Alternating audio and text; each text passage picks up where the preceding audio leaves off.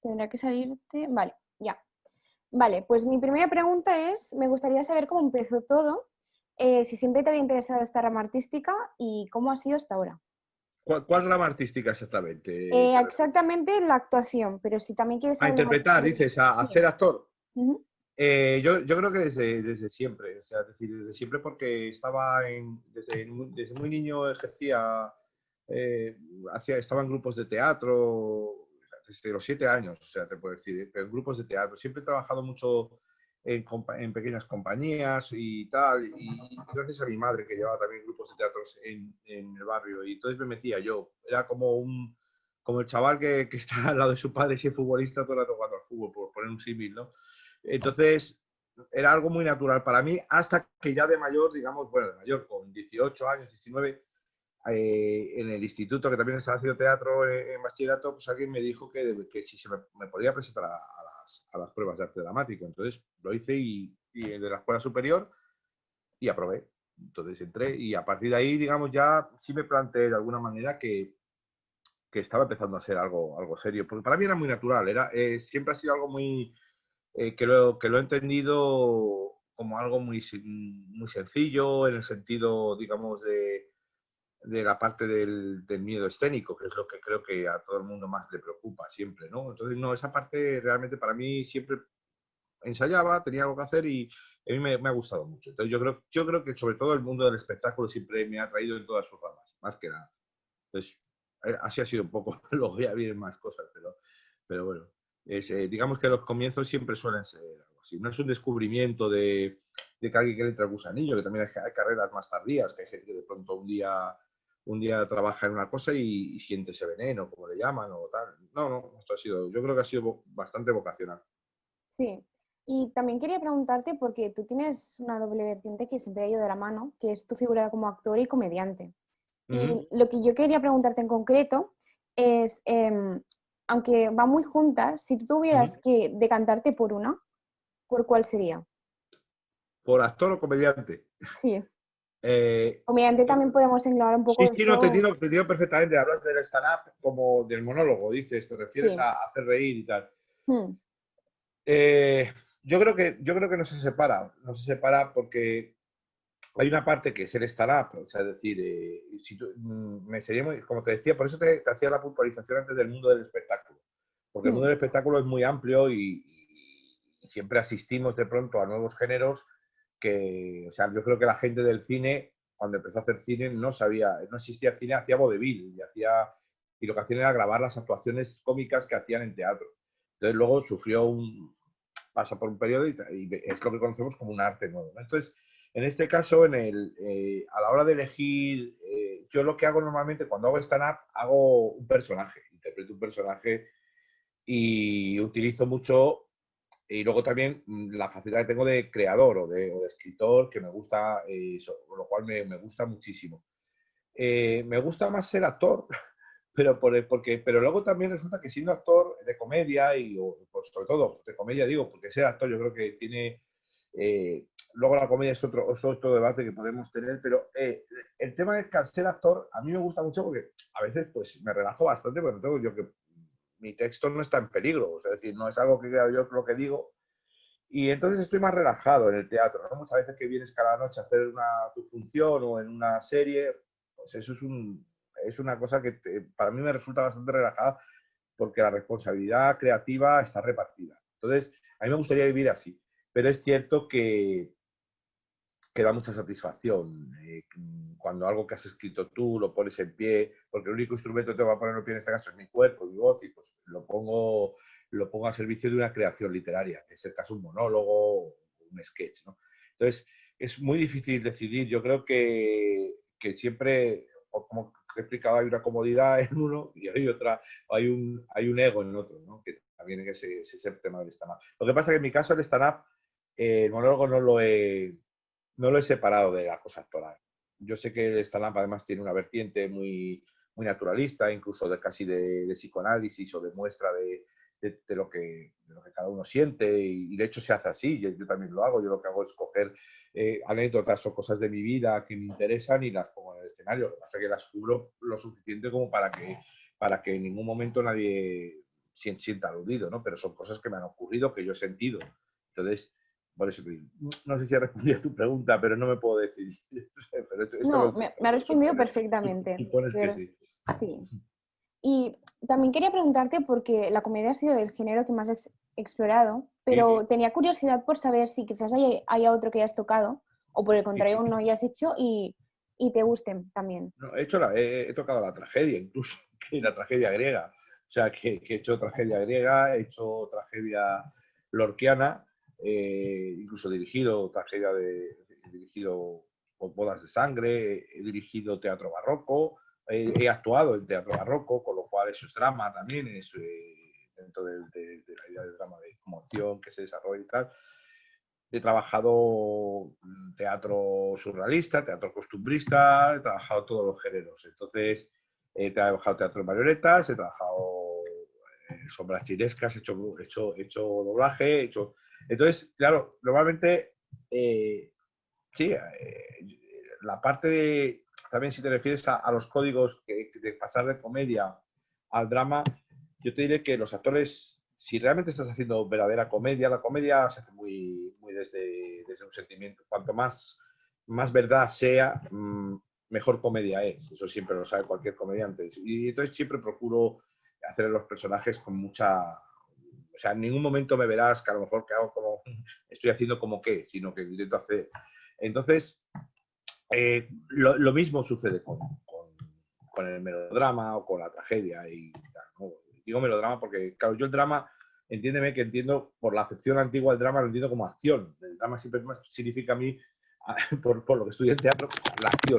Entonces, claro, el drama, fíjate que los dramas de barroco, pues sobre todo, que es lo que más es el origen de nuestro teatro bueno, y de todas las comedias, que de alguna manera cuando aparecen, aun existiendo una trama principal, siempre se echaba a mano del criado, la criada, de personajes populares para el entretenimiento del público. O sea, yo creo que era muy difícil sostener sin comedia ciertos dramas. Es decir, yo creo que es una buena combinación. Siempre le digo a todo el mundo que la función de la comedia no siempre es hacer reír.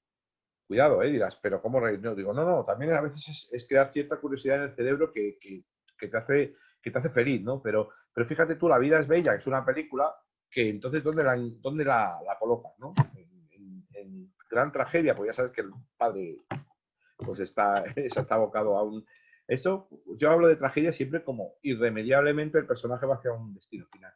Y, o es comedia, claro. Los códigos son de payaso, los códigos son de clown, pero están dentro de una gran tragedia. Entonces, claro, fíjate lo que te digo. Yo creo que normalmente el truco está en explorar. Fíjate que la comedia, siempre que se hace comedia, la buena comedia te engaña. La buena comedia te hace creer que era serio o que era una tragedia y entonces en el último momento te hace un giro y el cerebro explota. Entonces, yo creo que un poco, mientras existe una técnica, o sea, yo creo que digamos, lo que sacamos de esta cuestión, sobre todo, que sea verdad. Siempre que sea verdad, verdad que es la verdad, no tiene que ser verdad, verdad que es la verdad bien, eso va a funcionar. Mm. También quizás te estés basando un poco en el inicio del teatro, en los orígenes, en Grecia, Sí, con Terencio, sí, sí, ¿no? Lo que claro, decía un poco de drama, ¿no? Sobre... todas estas cuestiones en el teatro clásico ya se sientan las bases digamos, de todo lo que viene después, ¿no? El teatro de tal. Claro, la comedia que sí aparece por eso, aparece con el vino, con fiestas dionisíacas, pues se puede entender un poco, ¿no? Pero sí es verdad que todo el mundo lo llama comedias. Lo que publica Lope de Vegas es el arte nuevo de hacer comedias también. A los actores se les llamaba cómicos. Es una cuestión, yo creo que simplemente pues también de etimologías en algunos casos, ¿no? De saber de dónde viene la palabra.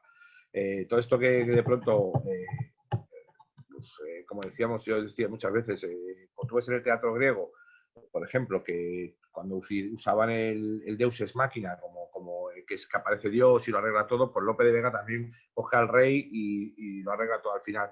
Es decir, todos más o menos bebemos de unas mismas fuentes. Yo, por ejemplo, una de las cosas que me obsesiona es los arquetipos creados en la comedia del arte, que luego dan pie a todo el abanico de comedia que existe prácticamente que utilizamos. Entonces, claro, cuando trabaja el tema de los payasos o cosas de ese tipo, dice encontrar quién es el serio, el Augusto, el contraaugusto, esto.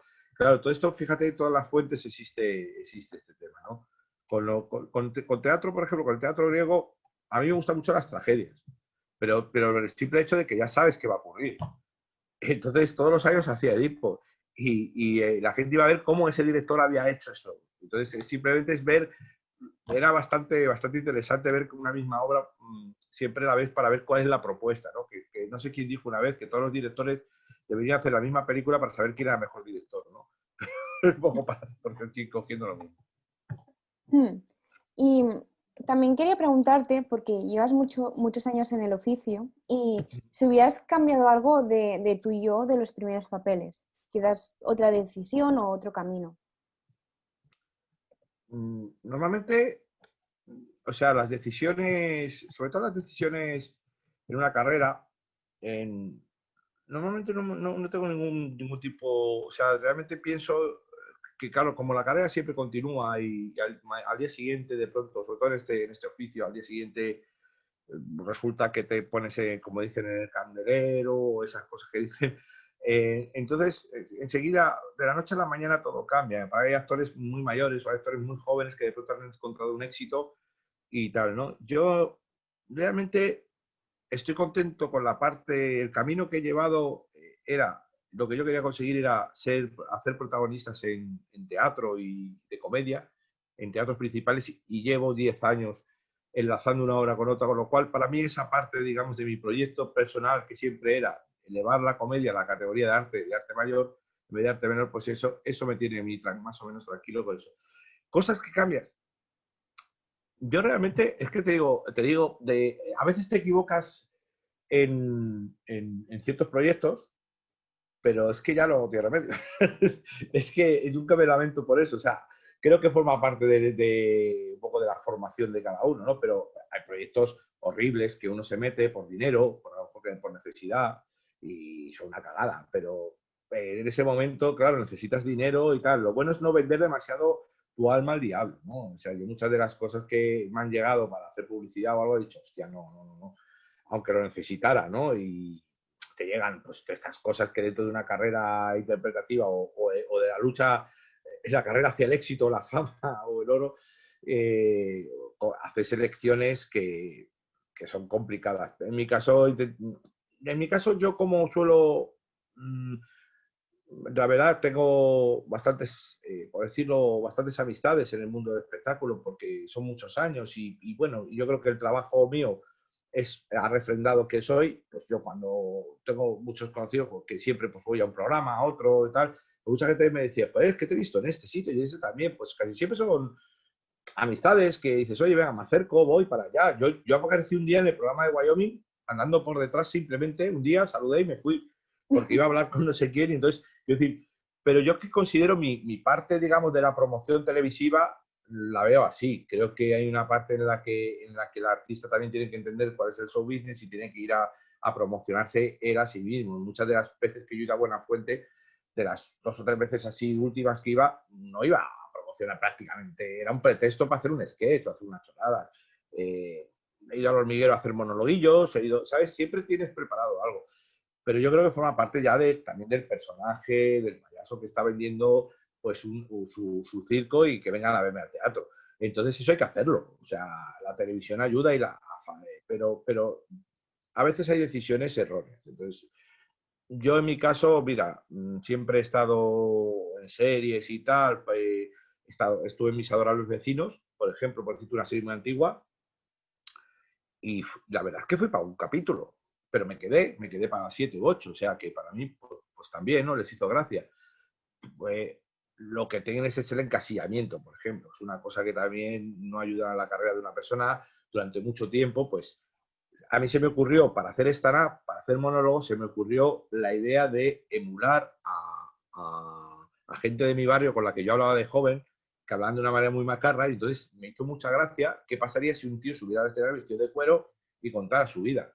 Que esto se ha hecho pues, tal, de una manera y funcionó y la gente creía que yo era así. Y entonces me hacía mucha gracia, ¿no? Que era muy macarra y tal. Y entonces he robado en 7 vidas, he atracado el bar de 7 vidas, he robado en Mis adorables vecinos, en Gin Tony he robado. O sea, he robado en tantos sitios. Era de la banda de rock de Vicky Molina en Lleno, por favor. O sea, por aquella época, de 2000 al 2008, he robado en todas partes. Se salía en la noche de Fuentes como chungo, de tal. O sea, era un personaje. Y bueno, ese encasillamiento a mí me ha costado muchas veces por ciertos papeles que yo creo que la gente todavía, y de hecho hay mucha gente ahora que cuando, por ejemplo, en esta última serie tuve que cambiarme el aspecto muchísimo porque había gente que decía, pero este no es un poco así de monólogos. Claro, es complicado. También pesa mucho el humorismo, ¿sabes? Para mucha gente piensa que no vas a darle a un personaje, no le vas a dar el empaque o la arquitectura que necesita para sostenerse. Piensa que te lo vas a tomar a chufla. Pero no es mi caso. Lo único que tienes que hacer a veces es demostrar un poco más para que eso. Y me ha pasado en teatro. Tú sabes lo complicado que es venir de un tío con perilla, de cuero, a hacer el idiota de la cena de los idiotas. Convencer a esa gente, pues la convences yendo con el look, yendo vestido como se hacía antes. Entonces yo fui vestido con un trajecito, una corbata, me peiné, me afeité y entonces se lo creyeron. Entonces esto va así. Ahora lo que hago más de policía, llevo ya como 3 o 4 papeles de policía, entonces he pasado a la reinserción social, he pasado de Macarra Chorizo a policía, pues he hecho policía nacional, he hecho policía guardia civil y ahora hemos su escuadra, o sea que está bien. También es un poco un reto de la actuación, ¿no? Lo que Sí, decías tú de poder cambiar y que no te encasillen. es complicado. Yo creo que te digo que es complicado en este país, sobre todo, y porque muchas veces tienes. A ver, ten en cuenta que la gente, por lo general, cuando se dan las cosas para que las vean, eso se les da y se quedan con una primera impresión, la que más les gusta. Y esa consideran que es la válida. Entonces, para mucha gente, pues sufrir un encasillamiento y claro, es muy complicado incluso para productores o directores, que gente que se dedica a un espectáculo, convencerles de que tu trabajo lo puedes transformar. ¿Cómo se convence? Pues a veces transformándote tú mismo. O sea, decir, para eso existe el maquillaje, el vestuario, para eso existe el truco, ¿no? La magia. Entonces muchas veces lo que haces es eso. Entonces, yo creo que el encasillamiento siempre existe. A mí me dijeron una vez en la escuela, tal y como estaba de mal la cosa en aquella época, no creo que vaya a estar muy bien en el mundo del teatro, pero decía uno, ¿y qué pasa si te encasillan? Y dijo, bueno, pues qué suerte que tendrás trabajo, ¿no?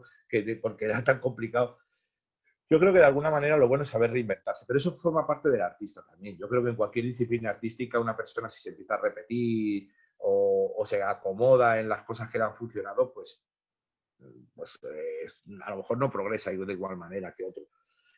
Es difícil. Yo creo que de alguna manera, en mi caso, muchas veces lo que procuro es aprender de la gente nueva, de la gente que viene, aprender de la gente joven también, porque muchas veces pensamos la gente más mayor que la experiencia sustituye a la inteligencia y no es así. O sea, a veces no sabes nada. Entonces, yo creo que un artista evoluciona siempre que esté abierto a volver a aprender y a leer y a estar con el mundo que vive. Yo es que entiendo que muchas personas, sobre todo te digo por el encasillamiento, viven en el éxito, que viven en la época en la que les fue bien, ¿sabes? Y creen que eso es válido y que ¿por qué no ocurre otra vez? ¿Por qué no vuelven los tiempos buenos que era cuando yo estaba bien? Pues porque el mundo se ha puesto en marcha y sigue. Entonces, esto es una cosa que reflexiona yo, ya que voy a cumplir en nada 50 años, claro, reflexiona diciendo, el mundo cambia y el mundo del espectáculo puede cambiar. Y la música cambia, todo cambia y de alguna manera, obviamente, todo artista sabe que hay unos cánones técnicos que hay que cumplir también de calidad y eso es lo que procuro también cuando trabajo, cumplir unos mínimos de calidad interpretativa, dicción, volumen, tono, pausa, ritmo, fuerza sobre las palabras, todas esas cosas que parece que están ahí, eso lo forman parte. Y luego, a ver qué nueva propuesta tengo para la gente. Hmm. ¿Y algo que te haya dicho un admirador o alguien que te haya sorprendido para bien? Últimamente me han dicho que me sorprende para bien que haya tomado partido en ciertas cuestiones sociales, que haya alzado la voz. Yo supongo que siempre he sido una persona que he sido muy activista con los conflictos sociales, con ciertas cuestiones que tienen que ver con la política en el sentido más que a mí me toca. Es decir, yo no milito en ningún partido, pero soy una persona que quien me conoce sabe que tengo que me gusta mucho, pues de alguna manera, no es que me guste, es que simplemente creo que es natural en el ser humano ser consciente de los conflictos sociales, ¿no? Y el artista debe ser vos de eso. Entonces, lo último que me ha sorprendido es que piensen que he dado un paso adelante simplemente por dar mi opinión. Es muy poco, es muy eso. Yo creo que de alguna manera, incluso gente que dice, no pienso como tú, pero me gusta mucho lo que haces, con lo cual te respeto esa parte de tal. Por ejemplo, eso es una cosa que también me llama la atención y que honra mucho a un adversario ideológico. O, por ejemplo, hay gente que me dijo, por ejemplo, que lo más importante que me dijo una mujer es, y lo tengo guardado por eso, es que llevaba un año sin reír porque murió su hijo y cuando me vio se rió. Entonces, para mí fue realmente, yo creo que son los logros de una carrera como artista cómico. O sea, hacer reír a personas que de alguna manera se habían negado, obviamente, coño, se te muere un hijo, o sea, es una señora que... Y de pronto rió ese día. O sea, además recuerdo que era una actuación en un Congreso Nacional de la Abogacía, de no sé, una cosa que tampoco te creas tú que era un teatro así con su clima, no, era una convención de abogados y tal, es una cosa rarísima. Por decirlo, o sea, porque yo creo que son esas pequeñas cosas que te dice la gente, o, por ejemplo, cuando viene un padre y un hijo juntos al espectáculo, ¿sabes? Un padre y una madre, ¿sabes? Y sus hijos y tal, cuando viene, digo, porque vienen juntos porque la familia, el conjunto familiar consume mi comedia, entonces me gusta porque parece ser, pero cuando hablo de chavales, hablo de 15 años y tal, o sea, decir, adolescentes que son fans, o cuando un chaval te dice que está escribiendo cosas, y tienes 14, 15 años y te lo está enseñando. O sea, te está enseñando, por ejemplo, a mí me gusta mucho, yo tengo alumnos y lo que más me gusta es cuando mis alumnos me dicen que han escrito algo. Porque para mí, que una generación esté pensando en escribir cosas para hacer reír a los demás es muy interesante, por ejemplo. Pero yo creo que son esas pequeñas cosas, para mí, lo que creo que a mí me sorprende más que me diga la gente. ¿De qué eres profesor? ¿Eres de...? No, el instituto, he Ah, dado vale. clases de teatro y tal, sí. Y entonces también a veces hago cursos gratuitos para institutos y tal, de enseñanza pública, pues dando unas clases extraescolares. Me ofrezco muchas veces a dar clases o a dar charlas en colegios para explicar también, en unos casos, lo que es la comedia, ¿no? Para dar clases de comedia, y en otros casos las charlas suelen ser para explicar lo que es un poco... Sabes que hubo una época, ahora ya todos somos famosos, ¿no? Pero hubo una época en la que la fama se convirtió en un referente como muy... Realmente había unos códigos éticos que ya no se habían desvirtuado, o sea, lo que fuera por ser famoso, ¿no? Y entonces había que explicar a la generación, no que yo tuviera que explicar, pero explicarles que yo, al menos si era famoso, era porque leía mucho, por al menos decirlo, no leer, sino decir porque había estudiado. Entonces ese era el mensaje que quería llegar. O sea, decir, luego tú eliges cómo quieres ser, pero lo que me interesaba mucho y lo que algunos compañeros profesores que conocí de cuando yo daba clases de teatro o tal, me invitaban a sus institutos a hablar, incluso a acercarles un poco lo que es el mundo del espectáculo, pero desde el punto de vista realmente que tiene pues una intelectualidad, un bagaje cultural, los recursos técnicos, cosas que vieran que, como decimos muchas veces a la gente, que la cultura no es solo el brillo del artista, sino que hay detrás una maquinaria de técnicos, de tal, que también forman parte de la cultura. Entonces, eso es importante. Entonces, yo creo que lo que hacíamos era mostrar eso a la gente. He dado clases de todo tipo. También te digo, he dado clases de monólogos, de estanada, para mayores, clases animadores turísticos, yo no sé. Pero bueno, maestro de nada. No, que se está parando un poco, pero se está escuchando bien.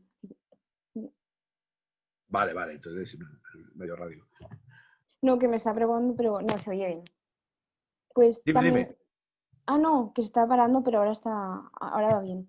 Sí. Quería preguntarte también sobre una de tus series más recientes que se ha estrenado ahora en septiembre, que Sí. es Historias de Alcafrán. En este caso, más de estar con la ley, estás contra la ley. Sí, otra vez. Porque, Salgo de la cárcel. porque Yo creo, eres un exalcalde. sí, exalcalde. Y quería preguntarte un poco cómo llegó este papel y cómo lo preparaste. El papel llegó, yo no sabía cómo llegó. O sea, llegó, yo creo que me encontré en un estreno a José Mota y me comentó, porque es el productor, y me dijo, tengo un papel para ti. O sea, pero ya me iban a llamar, o sea, ya, porque normalmente ya me conocen. O sea, yo he trabajado muchas veces con él, he trabajado de guionista, he trabajado de actor, entonces con él y de alguna manera, pues, bueno, nos conocemos y tal. Y entonces, claro, me sorprendió. Yo nunca, entre él y yo existe esa cosa, pues bueno, pásate, haz esto, no sé qué, todo lo que te decía al principio, ¿no? Y entonces me dijo que tenía un personaje para mí. Y dije, pues, y que saben que yo podía hacerlo, ¿qué tal? Pues estupendo. Me dijeron, necesitamos que sea el malo, pero tiene que caer bien de la serie, porque la serie no es una comedia, a lo mejor, este tipo como de descacharrante, ¿no? Es una comedia costumbrista, tipo Doctor en Alaska, una cosa tranquila, que intenta contar la vida de un pueblo, más, o sea, pero hay un personaje que el mío es un poco descacharante, es un personaje que aparece el primer capítulo saliendo de la cárcel, lleva una tobillera de esta de vigilancia, o sea, es un bicho. Entonces, claro, intentamos un poco eso. Y entonces, claro, para mí llega con además con esa idea que me dicen, intenta que también caiga bien. Bueno, ha caído bien porque creo que la gente me lo dice y le hace gracia el personaje, pero es un personaje que no tiene más, me mueve mucho el dinero.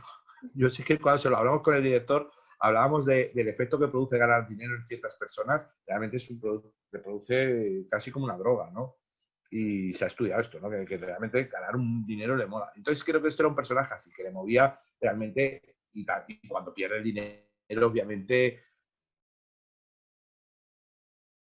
quiere venganza, ya está. No es lo que pasa es que tiene unas preparaciones, intentar no caer en los clichés o cosas que ya se han hecho, simplemente darle cierta humanidad, cierta realidad, que tío, este personaje cae bien, este personaje es un pobre hombre también, o sea, antes sufre un huevo, o sea, lo pasa fatal, han cogido todo su dinero, han repartido, por decir, los últimos capítulos es lo que han hecho, han repartido el dinero que tenía escondido en un despacho. Es que era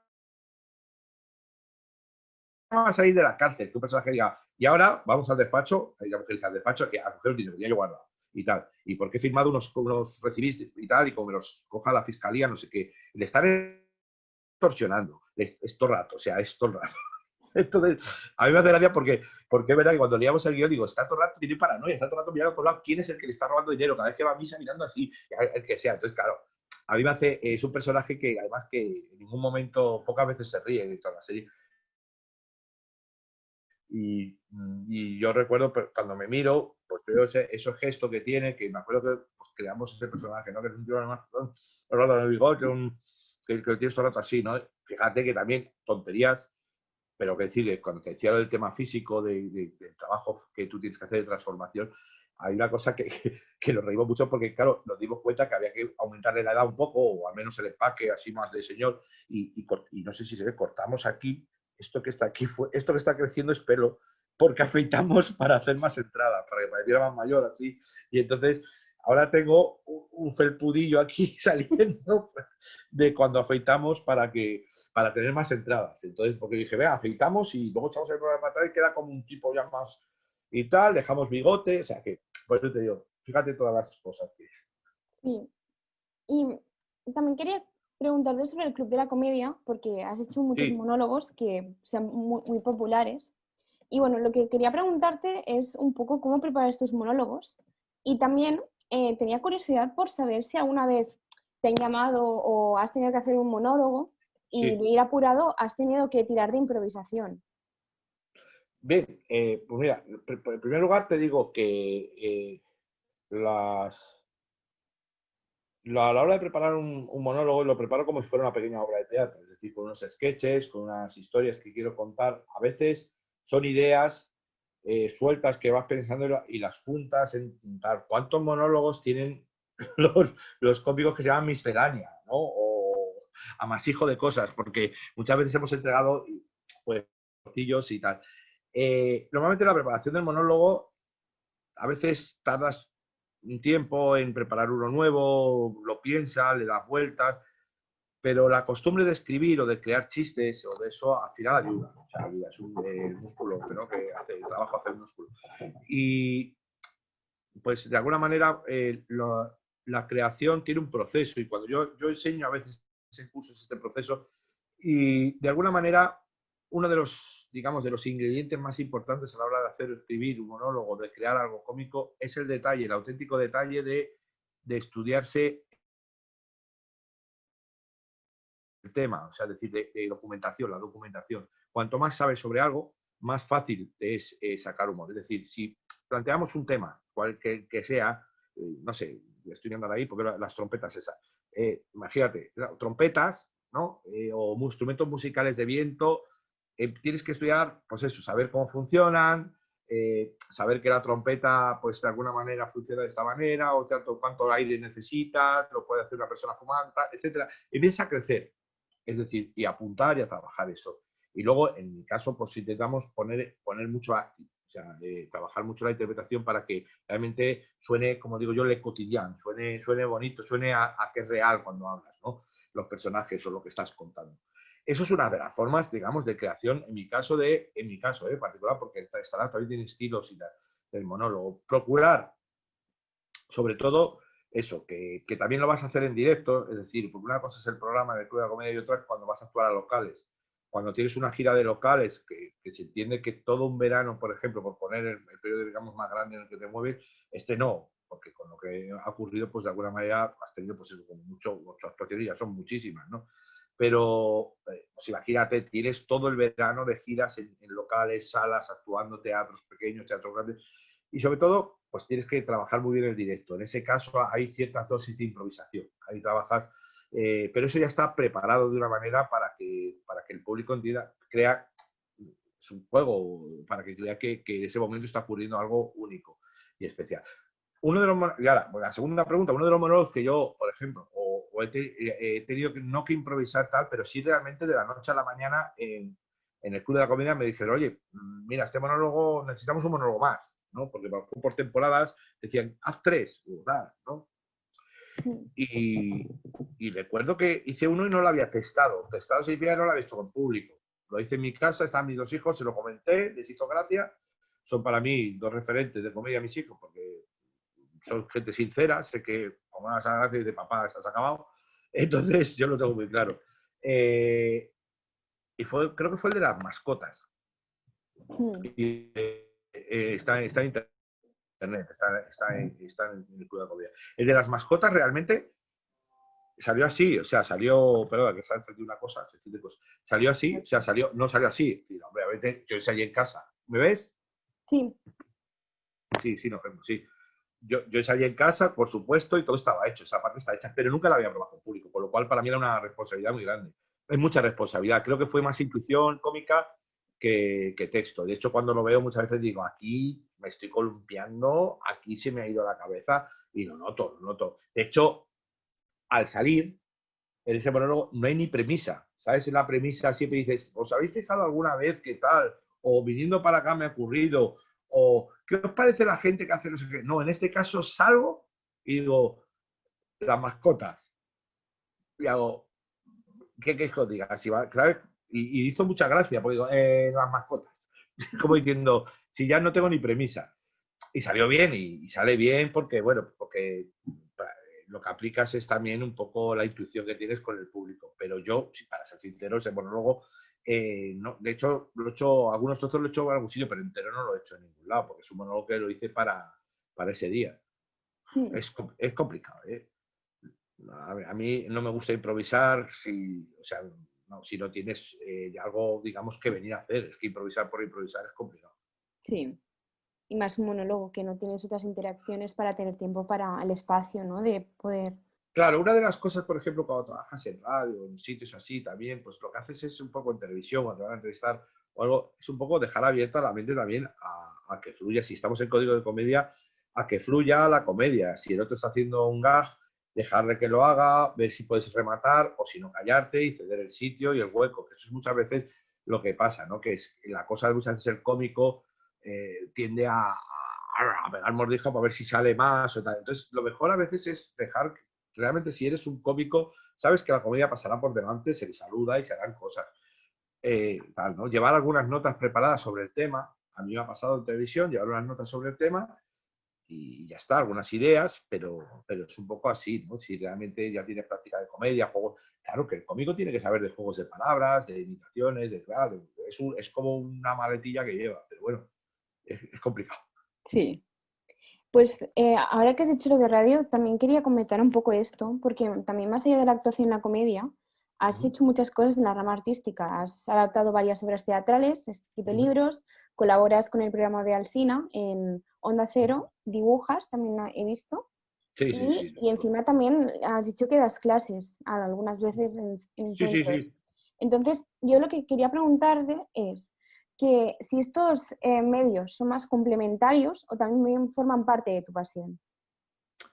La radio forma parte es complementaria al arte de interpretar, o no es complementaria, es una consecuencia de las ganas de comunicar, como te decía, del mundo del espectáculo. Para mí la radio ha formado parte de mi vida, incluso hasta el punto de, digamos, que yo con 18 años, junto con otros amigos y otra gente de mi barrio, montamos una emisora de radio que existe todavía, que es Radio La Fortaleza. Entonces, soy fundador de una emisora de radio, claro, y he elaborado algunos manuales radiofónicos y he trabajado de ruidero clásico en la cadena SER. Trabajé en una cosa de un sketch haciendo ruidos clásicos en vivo durante una temporada, enseñando a la gente cómo se hacían los efectos sin medios digitales, o sea, lo que es los cascos de caballo y todo esto.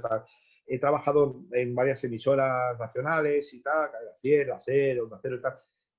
Y la radio para mí significa, tal y como yo la entiendo, y como mucha gente que realmente le gusta la radio, es un medio tan apasionante como que todo es posible, es decir, a través del oído, ¿no? Y entonces, si no tienes caballos, como he dicho antes, pues puedes hacer unos cocos y tal. Si quieres un carruaje, pones unos cascabeles y ya las... fíjate, ese es el tipo, a eso me refiero un poco de lo que dice la gente, la magia de la radio, es esa. Y luego también la radio en los últimos tiempos ha tenido un auge muy grande, porque los podcasts, digo el medio, digamos, Mm. radiofónico, los podcasts y tal, el poder ver el programa cuando quieres, el poder parcelar los trozos, porque ahora el formato se parcela y se vuelve, tienes dos opciones, escucharlo en vivo o escuchar trozos que te interesan y ya está. Es decir, entonces, todo esto es, tengo muchos amigos y compañeros que realmente se han pasado a la radio porque la radio antes se consideraba como también otra cosa, ¿no? Como un medio menor, es que no, esto solo es para la gente que no sabe hacer tele y tal, y es eso, es una cosa tremenda, ¿no? Y resulta pues que, claro, mucha gente realmente ahora ha visto que en la radio hay otro medio muy, muy nuevo, muy bueno, porque la gente, la verdad es que escucha mucho, más que nunca por los oídos con cascos, o sea, más que nunca en la vida. Entonces, creo que es un medio aparte, que si necesitas un poco de imagen, ya se están grabando programas de radio y se suben, hemos visto, pues si tú ves La Vida Moderna, todos estos programas y tal, y el nuestro también, trozos que aparecen ahí, que lo suben a la radio. Yo mañana mismo voy a un programa a Alcázar de San Juan con Onda Cero y a hacerlo en vivo. Entonces llevo algunos instrumentos musicales raros para enseñárselo a la gente, para que lo vean en vivo y a la vez lo escuchen por la radio. Entonces, la radio será lo que tú quieras que sea. Y las radios antes se llenaban el programa de Radio Estrella tal, se llenaba de público. Entonces, no tiene que diferir mucho más que se sabe que en este caso estamos emitiendo para gente que está en sus casas, en un coche, y gente que a lo mejor también está allí en el plató. A nosotros vienen muchos estudiantes a ver. Entonces, quiero decir que la radio debe ser un espectáculo.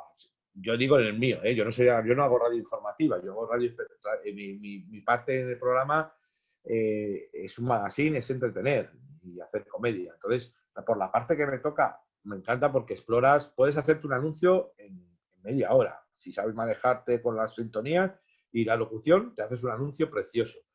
Y la ambientación, te puedes hacer un serial en nada, en 2 horitas bien, bien guionizado con los amigos, te haces un serial fantástico si sabes. Por eso te digo que fíjate a nivel de producción lo que es y lo que recibes. Mm. ¿Y has doblado? Sí, he doblado y he locutado. Lo que pasa es que no tengo estado. Es una voz un poco más así, más de estético, ¿sabes? Mm. Entonces, es esa voz que te pide muchas veces de decir, cuidado, yo creo que la gente está en peligro. Claro, es otro tipo de voz y tal, o de locución, es de, señoras y señores, damas y caballeros, bienvenidos una vez más. Entonces son voces que he puesto, o incluso a robots, le he puesto voces a muñecos, he doblado anuncios, he doblado... Entonces, doblaje de películas, doblaba trailers. Muchos trailers, antes de que se vendiera la película, hay también un oficio de doblar pequeños trailers y tal. Sí, estudié doblaje, lo que pasa es que no lo ejerzo, no lo ejerzo. Mm, Por si acaso hay que saber hacerlo. mm. Entonces, Claro, eso no, es también me lo he otra opción. preguntado un poco a raíz de la radio. También porque tienes esta voz, que es lo que tú decías, la pones un poco más grave y es la voz que te piden con... Sí, no, puedes tener cualquier, o sea, las voces, obviamente las tienes que manejar. Hay una voz como de locución que algunas veces he hecho, pero hay gente mucho más profesional. Es decir, esto es necesario muchas veces porque cuando trabajas en el mundo del espectáculo, a veces te tienes que presentar a ti mismo. Señoras y señores, hoy con todos ustedes, Agustín Jiménez, ¿sabes tú? Y dices, hostia, tenía un locutor ahí, ¿no? Eras tú. No sé. Son todo tipo de voces. Entonces, yo creo la del doblaje tiende a menos el doblaje como se hace así, tiende un poco a esa cosa más profunda con el micrófono y tal. Pero bueno, yo creo que también todo actor tiene que tener una voz trabajada y sobre todo para el testigo del teatro, ¿no? El teatro, fíjate, en el teatro yo invito muchas veces a gente, cuando le explico un poco lo que es hacer teatro, que esté en el escenario y escuchar a los actores en qué tono y en qué volumen hablan en escena y lo que se oye abajo, que es muy distinto. Tienes que hacer una ecualización, es decir, lo que tú escuchas a un actor aquí te sorprendería. Si no estás acostumbrado, piensas que esta gente está hablando muy exagerada o está hablando de una manera y no. Lo que pasa es que allá arriba se oye así y abajo tiene que llegar natural o lo que has elegido como género. Entonces, es otro truco. Es que todo esto es el mundo de la interpretación, la parte que no mola. Quiero decir, no es que no mole, sí mola para la gente que le gusta, pero hay gente que dice, pero es que encima me tengo que cuidar la voz y tengo que estudiar canto y tengo que estudiar expresión corporal y no sé qué. Y claro, es que ahí, esa es la parte, pero a la que la gente le gusta, obviamente sí. Esto sabe, lo está entendiendo. Mm. Y bueno, para terminar, me gustaría plantearte que nos dijeras una pregunta que te hubiera gustado que te hiciesen o te hayan hecho en algún momento y te haya sorprendido y cómo Ah, responderías. no, Sí, es no un sé. poco Sí, ahí. no sé, yo sinceramente, sí, no, está bien la pregunta. La O pregunta que es te en qué, guste comentar a veces y no se pregunte o no tengas la oportunidad de decirlo. Mm, yo creo que has preguntado prácticamente por mi carrera todo lo que eso, con lo cual está bien. O No, si quieres destacar algo. Bueno, yo suelo mostrar muchas veces lo que quiero mostrar. Por ejemplo, una de las, es que claro, como muchas veces he ido a hacer programas, cosas que he llegado a hacer, a tocar con un serrucho música, o sea, que por eso te digo que es que, claro, puede decirte, mira, ¿sabes qué? No sé, ya te diré porque aprendo a hacer cosas nuevas y luego te digo, mira, ¿sabes qué he aprendido a hacer? No sé qué, pero eso es como un niño. Entonces, no, yo creo que lo que simplemente me gustaría transmitir, que yo creo que es un poco la esencia también de lo que uno hace en su trabajo, es que el oficio de artista, de actor, de intérprete,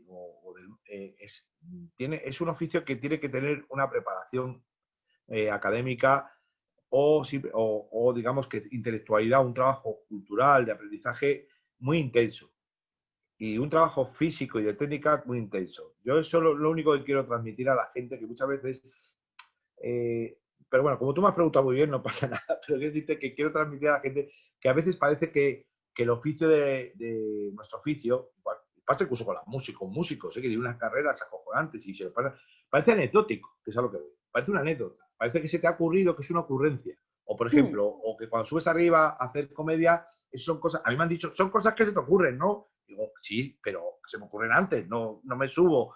Claro, pero sí, pero tú bebes un poquillo, tiras para arriba. Claro, mucha gente, cuando ve actuar así, te dice, te pongo un par de cerveza, digo, ¿por qué? ¿Por qué? Como diciendo, esto es que borracho no lo vas a hacer, ¿sabes? Entonces, por eso te digo que lo único que pretendo muchas veces es transmitir a la gente que ve estas entrevistas que, que el oficio este tiene que tener una intelectualidad detrás, porque si no, es simplemente somos muñacos que salimos ahí a hacer otras cosas que han escrito otros y tal. Y yo creo que los artistas tienen que tener una formación académica, una formación intelectual, una formación física, porque son transmisores de cultura. Entonces, ¿sabes lo que te digo? Muchas veces cuando dices tienes que tener una opinión sobre el mundo, tienes que tener una idea clara de lo que quieres transmitir a la gente, porque eres un artista y tienes una sensibilidad con lo que ocurre y quieres transmitírsela a la gente, y tienes que tener una técnica. Una técnica cuanto más depurada o más avanzada posible. Y cuando me refiero a técnica, me refiero a lo que hemos hablado. O sea, hay que saber pues, todo tipo de teatro, conocer todo tipo de teatro, saber pues, tocar algún instrumento, saber bailar un poco, todas estas cosas que dice, ¿pero qué sabes hacer eso? No, no, no, no, no. Es que el mundo del espectáculo es esto. O sea, un artista que se dedica al mundo del espectáculo tiene que estar en continua formación. ¿Sabes? Por eso cuando me decías, ¿y algo en tu carrera? Para mí toda la carrera ha sido formación hacia un y tal, y ha sido aprendizaje. Y entonces, todo esto es lo que intento transmitir. Que realmente un verdadero artista, si no, bueno, mira, yo es que solo he venido aquí por las camisetas, ¿no? Para aparecer en camisetas o por los pósteres. Entonces lo entiendo también. Pero yo creo que se entiende esto bastante bien. La diferencia entre ser un artista o ser famoso, que muchas veces esa es la cuestión, ¿no? Que yo creo que hay que aclararlo, simplemente porque, pero sobre todo para la gente joven que se quiera dedicar a esto, que tiene que venir formado. ¿Y qué ocurre? Cuanto más formado está, que cuando pasa el tiempo no te afecta tanto los cambios. Entonces, no te quedas tan atrás. Y sobre todo en comedia, a mí lo que más me preocupa, y ya con esto termino, lo que más me preocupa es quedarme desactualizado. O sea, en mi caso estoy acojonado. Cada vez que, o sea, procuro estar al día, intentar comprender el mundo, porque a la mínima te haces un monólogo y la gente empieza a decir, ¿qué dice este de teletexto? ¿Sabes? Por decirte algo que ha desaparecido prácticamente. Entonces Sí, yo creo que es eso. pues estoy totalmente de acuerdo. La verdad es que creo que es necesario. Yo no conozco este mundo, pero que lo digas creo que es muy necesario, más ahora, ¿no? Sí, yo creo que en todo arte, ¿eh? En todo arte, no conozco un músico así de músicos de verdad que no haya estudiado muchísimo, que no haya pasado. ¿Tú sabes lo que estudia un concertista de cualquier instrumento de Sí, música clásica? ¿Tú sabes la pechaca de estudios que sí. se dan, lo que tienen que hacer, tío? Y para que luego se quede todo en un costal, así un tío que ha salido a hacer tiqui, tiqui, tiqui, y ya está, y tal, o con un violín eléctrico haciendo así y tal, Sí. ¿no? Yo invito a ver a dos, hay dos muchachos de internet, que digo en internet porque es lo que veo también, busco en internet y tal, se llama Two Set Violin, Two Set Violin, no sé si los conocerás, pero son dos chicos que son músicos de violín y suelen hablar de música clásica y de lo que supone, por ejemplo, digo porque es lo que supone, fíjate que siempre hay un prejuicio con la música clásica que es aburrida y la intentan romper un poco en ese tema. Y también suelen desenmascarar mucho estos falsos talentos de músicos virtuosos, pero que realmente luego no hay ningún aporte artístico. Entonces yo creo que es un poco el signo de los tiempos, ¿no? En Mm, nuestro caso, claro, como los actores tenemos que tener ese bagaje intelectual también, porque si realmente queremos pedir dinero, cuando te pones, que para eso son unos pedigüeños, claro, tenemos que entender el contexto y tenemos también que pedir, que decir que el dinero no es para nosotros, el dinero es para los técnicos de luces, de sonido, acomodadores de butacas, taquilleros, es decir, todo este tipo de gente, decoradores, maquilladores, peluquería. Fíjate toda la lista grandísima que forman parte de la industria del mundo del espectáculo, los que están en el catering, los chavales de producción que están estudiando y que tienen que ir un par de horas que incluso ni se las pagan. Es decir, todo esto, pum, pum, pum, te lo estoy diciendo así por encima. Entonces, por mm, eso que decir, la gente que escribe teatro, la gente que escribe guiones, los guionistas que normal que están pagados, pues yo soy guionista y pagan una mierda, perdóname, porque parece cuando se escribía teatro en el barroco, que nadie los quería al teatro, que le parecía, pues igual, mm, guionistas aquí yo lo digo porque tengo amigos guionistas y, hostia, se cobra nada. Entonces, por eso. mm. Pues nada, quería decirte primero que muchas gracias por concedernos A esta ti. entrevista, que ha sido muy interesante, la verdad. Y nada, eso.